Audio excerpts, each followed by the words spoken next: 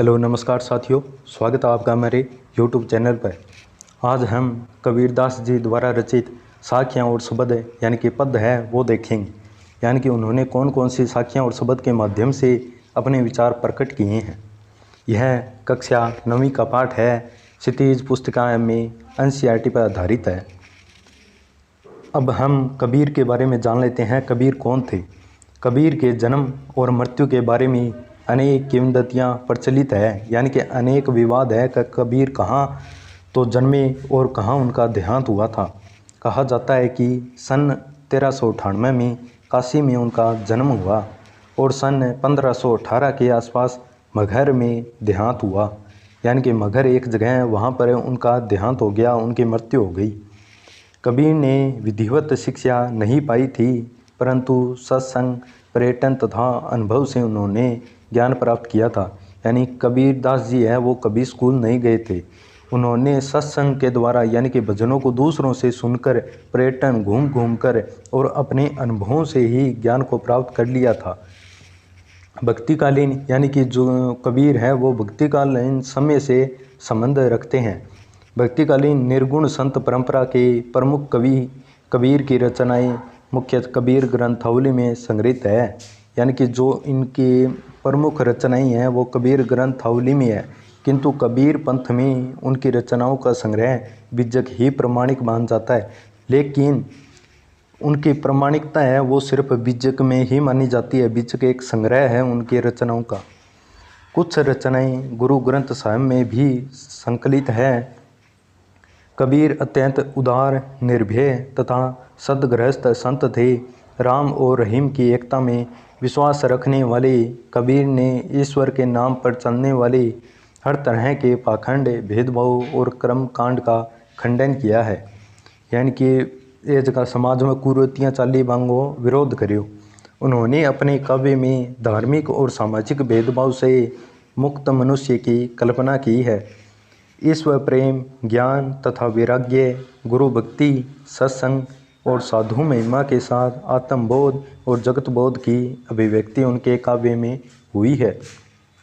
कबीर की भाषा की सहजता ही उनकी काव्यात्मकता की शक्ति है। जन भाषा के निकट होने के कारण, यानी कि जो को आम जगह व्यक्ति है बांगी भाषा निकट होने का, बांगी भाषा यूज करने के कारण, बांगी भाषा को प्रयोग करने के कारण उनकी काव्य भाषा में दार्शनिक चिंतन को सरल ढंग से व्यक्त करने की ताकत है। यहाँ संकलित साखियों में प्रेम का महत्व, संत के लक्षण, ज्ञान की महिमा, बाह्य आडंबरों का विरोध आदि भावों का उल्लेख हुआ है। पहले शब्द में बाह्य आडंबरों का विरोध एवं अपने भीतर ही ईश्वर की व्याप्ति का संकेत है, तो दूसरे शब्द में ज्ञान की आंधी के रूपक के सहारे ज्ञान के महत्व का वर्णन है। कबीर कहते हैं कि ज्ञान की सहायता मनुष्य अपनी दुर्बलताओं से मुक्त होता है, यानी ज्ञान की ही सहायता से मनुष्य अपने दुर्बलताओं से मुक्ति पाता है। अब हम करेंगे साखियाँ। तो पहले साखियों का अर्थ जान लेते हैं कि साखियाँ क्या होती है। साखियाँ वह होती है जो किसी बात के सच होने के पक्ष में वक्तव्य है, यानी कि कोई बात सच है बिंग बारह में ही के वह का आ बात ही सच है। अब पहली साखी है, मानसरोवर सुभर जल हंसा के ली कराही, मुक्ता फल मुक्ता चुगे अब उड़ी अनंत न जाही। यानी इस साखी को समझने से पहले हम कुछ शब्दों को समझे हैं, क्योंकि इन्होंने है वो सभी साखियों में भावार्थ कुछ अलग लिया है, यानी कि ज्ञान को ही अपना आधार बनाया है। यहाँ पर जो मानसरोवर है वो तालाब है, लेकिन तालाब को जीवन का प्रतीक माना है। जो जल है उसको भक्ति का प्रतीक माना है। हंस है उसको आत्मा का प्रतीक माना है, और मोती है वो मुक्ति का प्रतीक माना है। यानी कि कबीरदास जी कहते हैं कि मानसरोवर सुभर जल, यानी कि जो तालाब रूपी जीवन में सुभर भरी हुई है जल, यानी कि भक्ति भरी हुई है। हंसा केली कराई, और हंस जो आत्मा है वो यहाँ पर खेल रही है। केली मतलब खेलना, यहाँ पर धरती पर वो खेल रही हैं। मुक्ता फल मुक्ता चुगे, मुक्ता फल यानी कि हंस, हंस का अर्थ यहाँ पर आत्मा। मुक्ता फल मुक्ता चुगे, मुक्ता यानी कि मोती यानी कि मुक्ति, मुक्ता फल यानी कि हंस रूपी आत्मा है वो मोती रूपी मुक्ति को प्राप्त हो रही है। अब उड़ी अनंत न जाही, यानी कि अब यहाँ से उड़कर ऐनत यानी कि दूसरी जगह नहीं जाना चाहती, न जाही नहीं जाना चाहती, यानी कि अठे ही बस आप आत्मा तृप्ति हो जाएगी। दूसरा है प्रेमी ढूंढत में फिरो, प्रेमी मिले न कोई, प्रेमी को प्रेमी मिले सब विष अमृत होए। विष यहाँ पर बुराइयों से है और अमृत है यहाँ पर अच्छाइयों से लिया गया है।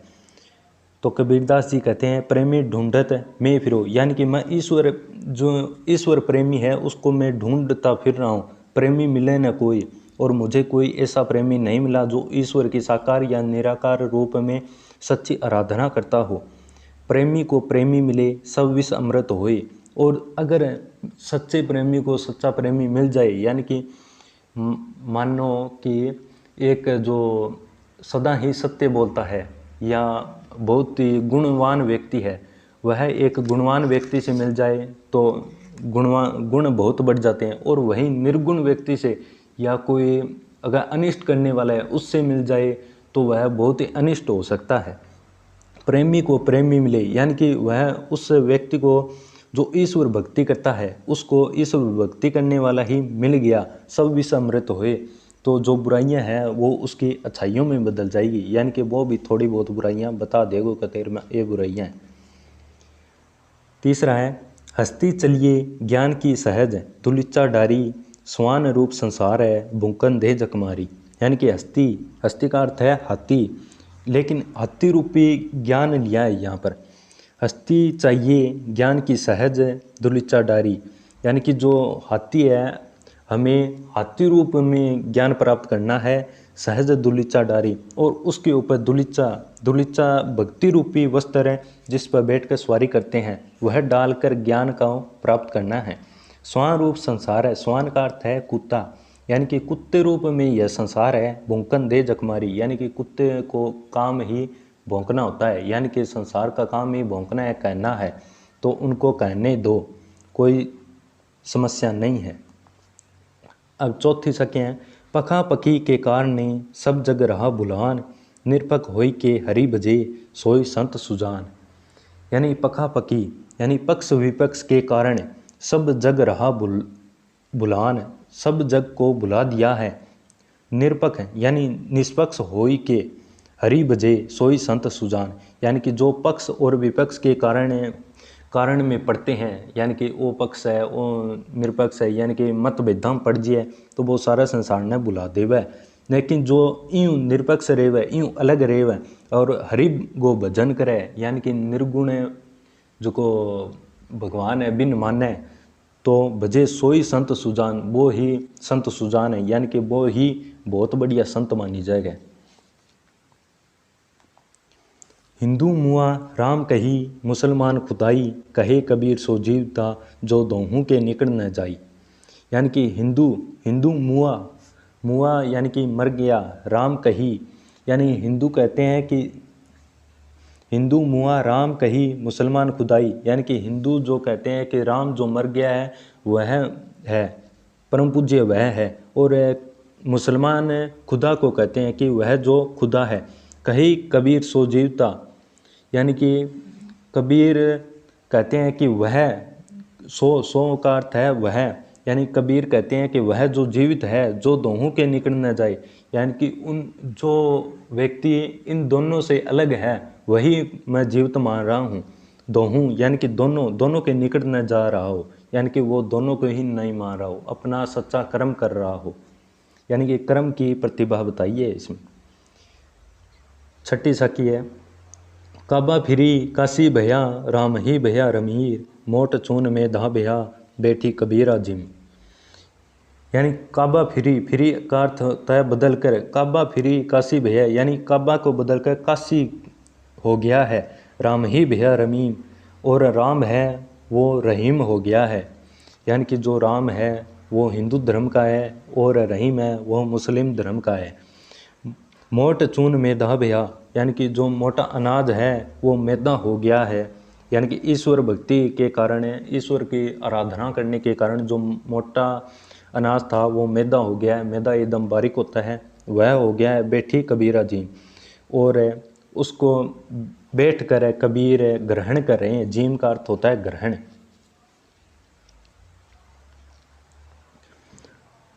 सातवीं सखी है, ऊंचे कुल का जन्मिया जे करनी ऊंच न हुई, सुबरन कलश सुरा भरा साधु निंदा सोई। यानी ऊंचे कुल का जन्मिया, यानी कि जो ऊंचे कुल में जन्म लिया है जिसने, जे करनी यानी कि जो कर्म है, ऊंच न हुई यानी कि अर्थात उसके कर्म ही ऊंचे नहीं हुए तो वह निंदा के योग्य है, यानी कि उसके कुल की निंदा ही होगी। सुबरन कलश सुरा, यानी कि सुबरन कलश सुरा भरा, यानी कि कलश है वो सुरा यानी कि शराब से भरा हुआ है।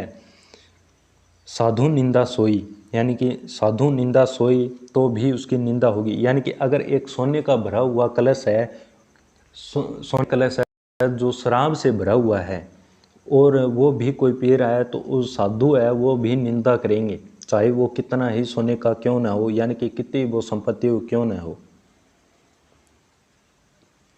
तो आगे हम भाग 2 में देखेंगे कल।